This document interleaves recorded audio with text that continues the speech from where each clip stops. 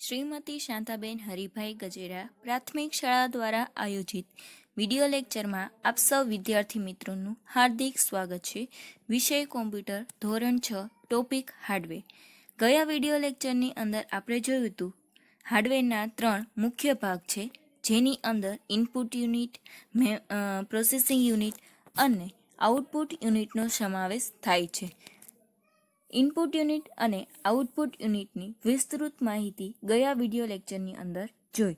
હવે આ વિડિયો લેક્ચરની અંદર આપણે પ્રોસેસિંગ યુનિટ અને મેમરી યુનિટ વિશે માહિતી મેળવવાની છે. તો ચાલો જોઈએ વિદ્યાર્થી મિત્રો પ્રોસેસિંગ યુનિટ. પ્રોસેસિંગ યુનિટના 3 ભાગ છે: કંટ્રોલ યુનિટ, મેમરી યુનિટ અને એરિથમેટિક લોજિકલ યુનિટ. મેમરી યુનિટના પણ 2 ભાગ પડે છે: ઇન્ટરનલ મેમરી અને એક્સટર્નલ મેમરી. ઇન્ટરનલ મેમરીના પણ 2 ભાગ પડે છે: રેમ અને રોમ.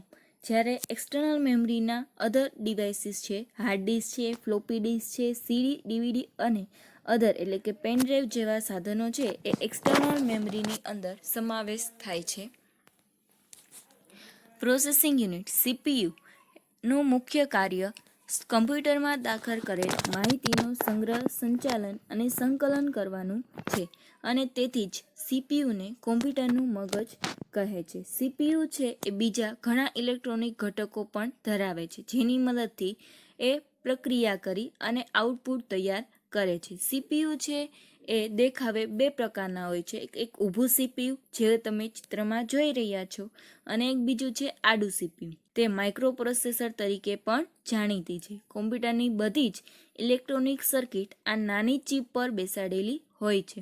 તે કોમ્પ્યુટરના સમગ્ર કાર્યનું નિયંત્રણ કરે છે તથા પ્રોગ્રામની મદદથી તે ઇનપુટ પર પ્રોસેસિંગ કરી આઉટપુટ પણ આપે છે. ઇનપુટ ડિવાઇસ પાસેથી ડેટા અને સૂચનાઓ મળીએ શું કરવાનું છે, તે કેવી રીતે કરવાનું છે અને કયા યુનિટમાં કામ થશે તેનો નિર્ણય સીપીયુ કરી લે છે અને તે જ પ્રમાણે સીપીયુ જે તે યુનિટને સંદેશા અથવા સંકેતો મોકલે છે.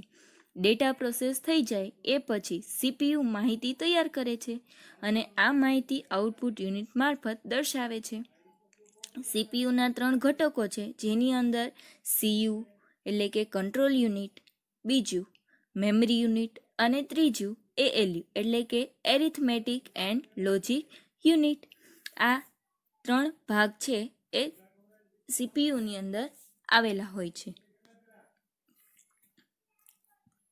સીપીયુ છે એ જેવી રીતે માનવીનું શરીરમાં રહેલું મગજ કામ કરે છે એવી જ રીતે કોમ્પ્યુટરની અંદર સીપીયુ છે એ મગજ તરીકે કામ કરે છે. બધા જ ડેટા છે આ સીપીયુની અંદર સ્ટોર કરવામાં આવે છે, જ્યાં એક હાર્ડ ડિસ્ક રહેલી હોય છે અને આ હાર્ડ ડિસ્કની અંદર કોમ્પ્યુટર ઉપયોગકર્તાના બધા જ ડેટા છે એ સંગ્રહ થાય છે. સીપીયુને ગુજરાતીની અંદર મધ્યસ્થ પ્રક્રિયક એકમ કહે છે.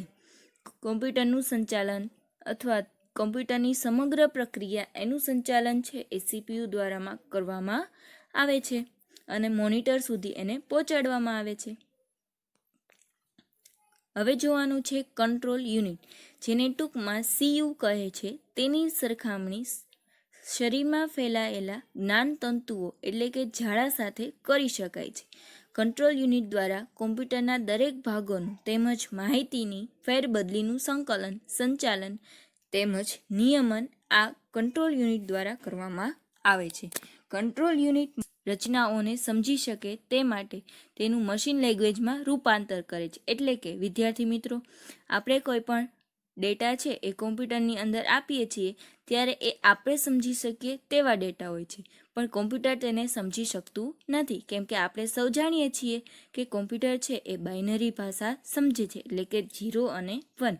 તો એ ભાષાની અંદર આપણે જે આપેલા છે ડેટા એને રૂપાંતર કરે છે, એટલે કોમ્પ્યુટર સમજી શકે એવા ડેટાની અંદર એ રૂપાંતર કરીને આપે છે. ત્યારબાદ એના ઉપર પ્રક્રિયા થાય છે અને એ પ્રક્રિયા દ્વારા જે કંઈ પણ પરિણામ મળે છે એને ફરી પાછું આપણે સમજી શકીએ તે ભાષામાં રૂપાંતર કરવામાં આવે છે અને એ ભાષાને મોનિટરની સ્ક્રીન ઉપર પહોંચાડવામાં આવે છે, જેથી કોઈ પણ કોમ્પ્યુટર ઉપયોગ કરતા છે એ સમજી શકે. પ્રોસેસિંગ બાદ તૈયાર થયેલ પરિણામને આઉટપુટ ડિવાઇસમાં મોકલવામાં આવે છે અને કમાન્ડ પ્રમાણે માહિતીનો સ્ટોરેજ ડિવાઇસમાં સંગ્રહ કરવામાં આવે છે. કંટ્રોલ યુનિટ કોમ્પ્યુટરમાં દાખલ થતા ડેટાના આવન જાવન પણ દેખરેખ રાખે છે અને કોમ્પ્યુટરની સમગ્ર ઘટનાઓનું અને તેમાં થતી પ્રક્રિયાનું નિયમન રાખે છે.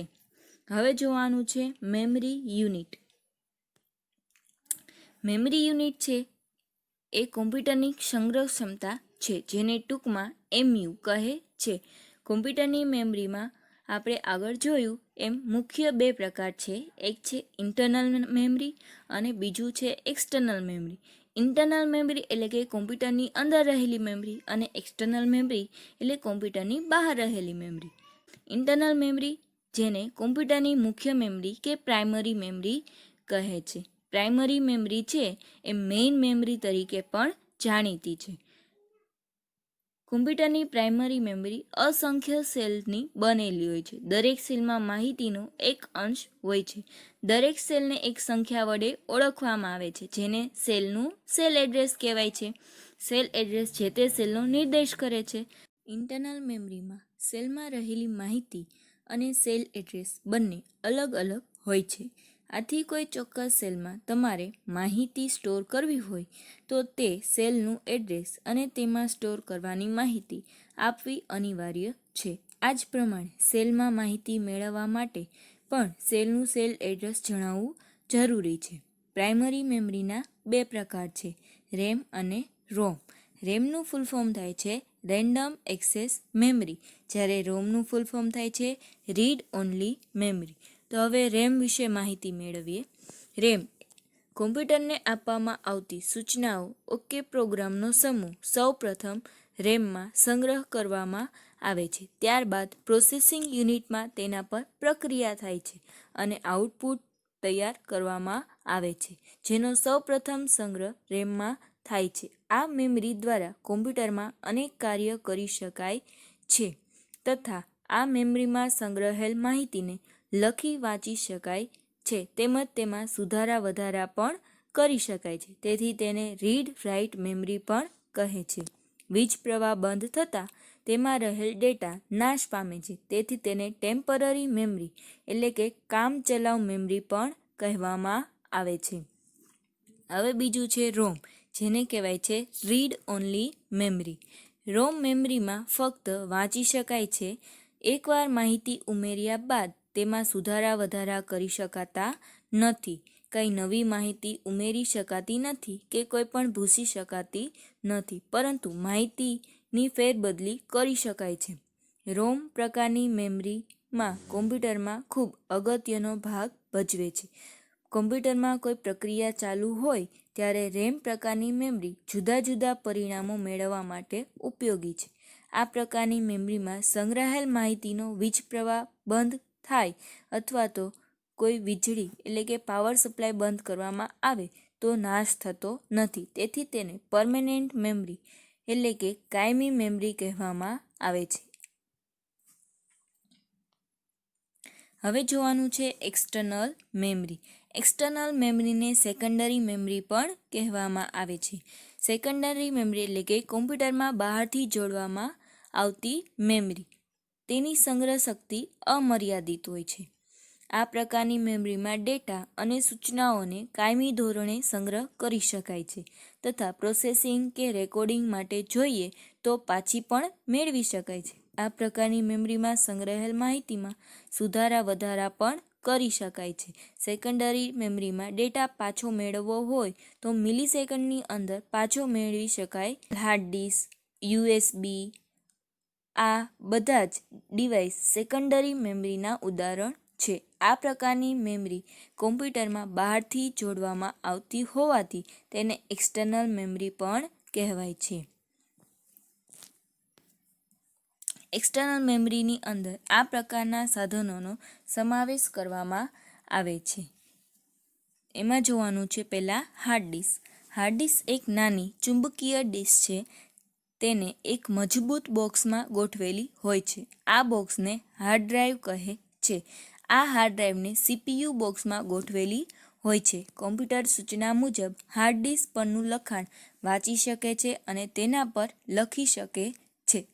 હાર્ડ ડિસ્ક તેના ચુંબકીય ક્ષેત્રમાં ઘણી જ માહિતીનો સંગ્રહ કરે છે અને આથી વીજ પ્રવાહ બંધ થાય કે કોમ્પ્યુટર બંધ કરીએ તો પણ હાર્ડ ડિસ્કમાં સંગ્રહ કરેલી માહિતી ભૂંસાતી નથી. આથી હાર્ડ ડિસ્કને સ્થાયી સ્ટોરેજ ડિવાઇસ પણ કહેવામાં આવે છે. તે બહાર કાઢી શકાતી નથી. હાર્ડ ડિસ્ક ફ્લોપી ડિસ્ક કરતાં વધારે ઝડપી છે અને તેની સંગ્રહ ક્ષમતા પણ ખૂબ વધારે છે. ફ્લોપી ડિસ્ક કરતાં તે ખૂબ વધારે માહિતીનો સંગ્રહ કરે છે. બીજું છે ફ્લોપી ડિસ્ક. ફ્લોપી ડિસ્ક છે પહેલાંના સમયની અંદર ઉપયોગમાં લેવામાં આવતી હતી. જેમ હાર્ડ ડિસ્ક માટે હાર્ડ ડ્રાઈવ હોય છે એમ ફ્લોપી ડિસ્ક માટે ફ્લોપી ડ્રાઈવ હોય છે. તે સીપીયુની અંદર જ આપેલું હોય છે. પણ હવેના સમયની અંદર સીપીયુની અંદર આ ફ્લોપી ડ્રાઈવ આપેલું હોતું નથી. કોમ્પેક્ટ ડિસ્ક ડેટા વાંચવા તથા લખવા માટે સીડીનો ઉપયોગ થાય છે. કોમ્પેક્ટ ડિસ્કને ટૂંકમાં સીડી કહેવામાં આવે છે. આપણે બધાએ જોઈ જ હશે. સીડી પર ડેટા લખવા વાંચવા માટે કોમ્પ્યુટરમાં વિશેષ સીડી ડ્રાઈવર બેસાડેલું હોય છે. સીડી છે એ 3 પ્રકારની હોય છે, જેમાં સીડી રોમ, સીડી આર અને સીડી રો RW એટલે કે રીરાઇટેબલ. આ 3 પ્રકારની સીડી અત્યારે બજારની અંદર જોવા મળે છે. એમાં જોઈએ પહેલું સીડી રોમ, જેને કહેવાય છે compact disc read only memory. તમે માત્ર ડેટા વાંચી શકો છો અથવા સામગ્રી જેની અંદર સંગીત, ગીતો વગેરે જેવી ફાઇલો સાંભળી શકો છો. આવી સીડીમાં લખેલા ડેટામાં તમે કોઈ જ ફેરફાર કરી શકતા નથી. એવા પ્રકારની જે સીડી હોય છે એને આપણે compact disc read only memory કહીશું, જેની અંદર માત્ર તમે ડેટા વાંચી શકો છો. હવે આવે છે બીજું કોમ્પેક્ટ ડિસ્ક રેકોર્ડેબલ એટલે કે CDR. આ સીડી છે એ કોરી હોય છે. તેના પર તમે માત્ર એક જ વાર ડેટા લખી શકાય છે અને સેવ કરી શકાય છે. તેના પર ડેટા લખવા અને સેવ કરવા માટે તમને વિશેષ સીડી રો ડ્રાઈવરની જરૂર પડે છે. હવે જોવાનું છે ત્રીજું સીડી રીરાઇટેબલ. આ પ્રકારની સીડી ભૂંસી શકાય તેવી સીડી તરીકે જાણીતી છે. તેના પર તમે અનેકવાર ડેટા લખી અને સેવ કરી શકો છો. આ માટે તમારે વિશેષ ડ્રાઈવરની જરૂર પડે છે. આ પ્રકારની સીડીની અંદર આપણે ઘણી વખત આપણા ડેટા છે કોમ્પ્યુટરમાંથી નવા ડેટા છે એ આ સીડીની અંદર ઉમેરી શકાય અને આ સીડીની અંદર જે કંઈ પણ ડેટા હોય એને આપણે ભૂંસી શકીએ છીએ એટલે કે ડિલીટ કરી શકીએ છીએ. એવી જ રીતે ડીવીડીની અંદર પણ તેના 3 પ્રકાર પડે છે. ડીવીડીનું ફૂલ ફોર્મ થાય છે ડિજિટલ વર્સેટાઇલ ડિસ્ક. એમાં ફર્સ્ટ જોઈએ ડીવીડી રોમ એટલે કે ડિજિટલ વર્સેટાઇલ ડિસ્ક અથવા તો digital video disc read only memory. આ ડીવીડીમાં આપણે ફક્ત ડેટા જોઈ શકીએ છીએ. તેમાં કોઈ પણ સુધારા વધારા કે ફેરફાર કરી શકતા નથી. બીજું છે ડીવીડી આર. આ પ્રકારની ડીવીડી છે એ કોરી હોય છે, જેની અંદર આપણે આપણા મોબાઈલના ડેટા કે કોમ્પ્યુટરના ડેટા છે એ આ ડીવીડીની અંદર આપણે એ ડેટાનો સંગ્રહ કરી શકીએ છીએ. હવે ત્રીજું આવે છે ડીવીડી RW એટલે કે રીડ રાઇટેબલ. આ ડીવીડીની અંદર સીડીની જેમ જ આપણે ડેટા છે એકવાર લખાઈ ગયા હોય તો એ ડેટાને ભૂંસી શકીએ છીએ, એમાં કોઈ નવા ડેટા ઉમેરી શકીએ છીએ. તો આ છે સીડી અને ડીવીડી, જે દેખાવમાં સમાન જ લાગે છે પણ તેની સંગ્રહ ક્ષમતા છે એ સીડીની સંગ્રહ ક્ષમતા આપણે 700 MBની હોય છે, જ્યારે ડીવીડીની સંગ્રહ ક્ષમતા 4.7 GBની હોય છે. હવે એના પછી જોવાનું છે USB ડ્રાઈવ. USB ડ્રાઈવને ફૂલ ફોર્મ થાય છે યુનિવર્સલ સિરિયલ બસ. ડેટા કે માહિતીનો સંગ્રહ કરવા માટે આ જે ડિવાઇસ છે ખૂબ જ અત્યારે પ્રચલિત છે. USB ફ્લેશ ડ્રાઈવ પણ સીડી અને ડીવીડીની જેમ બહાર કાઢી શકાય છે, તેમજ તેમાં અનેકવાર ડેટા સંગ્રહી શકાય છે.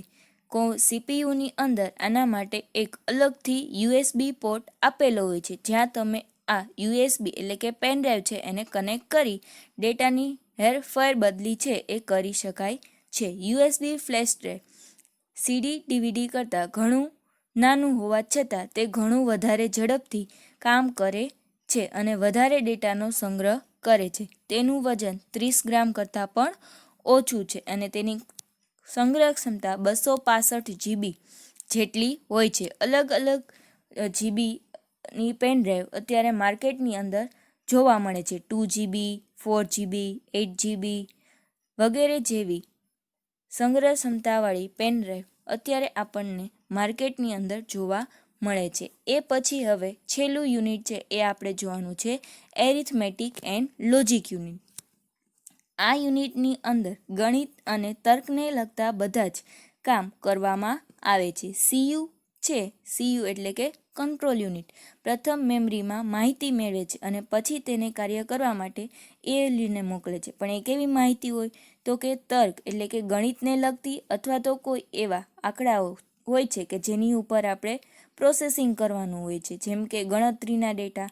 તો એવા જે ડેટા છે આ એલયુને મોકલવામાં આવે છે અને એએલયુ યુનિટ દ્વારા પ્રોસેસિંગ કરી પરિણામ છે મેમરીની અંદર મોકલવામાં આવે છે અને તેનો સંગ્રહ કરવામાં આવે છે. આ જે યુનિટ છે એની અંદર એન્ડ અને ઓર જેવી તાર્કિક પ્રક્રિયાઓ કરવામાં આવે છે. ત્યારબાદ જોવાનું છે મેમરી યુનિટ. મેમરી છે એ ડેટાનો સંગ્રહ કરે છે. સીયુ પાસેથી ડેટા મેળવે છે, એએલયુ પાસેથી ડેટા મેળવે છે અને આ ડેટાનો સંગ્રહ છે એ મેમરીમાં કરવામાં આવે છે કાયમી ધોરણે. Thank you.